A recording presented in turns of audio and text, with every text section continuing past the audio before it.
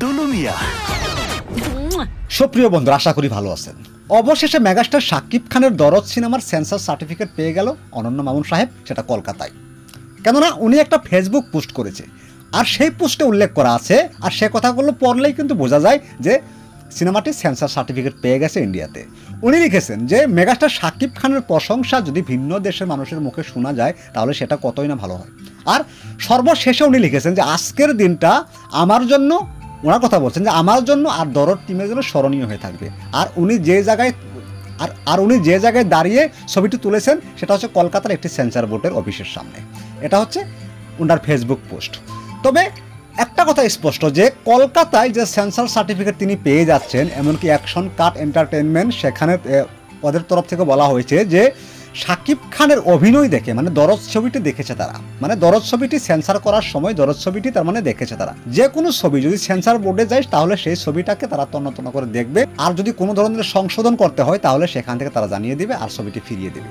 আর যদি সংশোধন করতে না হয় তাহলে ছবিটি তারা সেন্সর সার্টিফিকেট দিয়ে দেবে। দরদ সিনেমার ক্ষেত্রে উল্টোটা হয়েছে।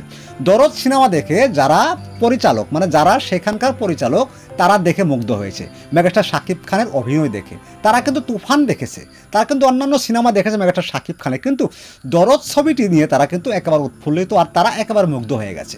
তাহলে বোঝা যায় তুফানের থেকেও দরদ ছবিটির মধ্যে আর অনেক কিছু রয়েছে, সেটা সময় এলেই বোঝা যাবে।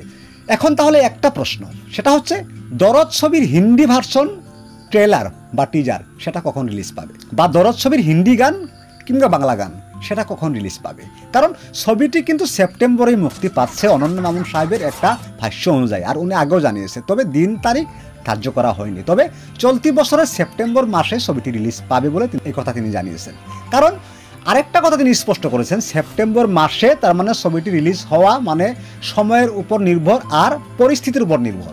যদি কলকাতায় পরিস্থিতিটা সুন্দর থাকে, কারণ আপনারা জানেন যে বর্তমান কলকাতার পরিস্থিতি একদম অন্যরকম, মানে স্বাভাবিক না, অস্বাভাবিক।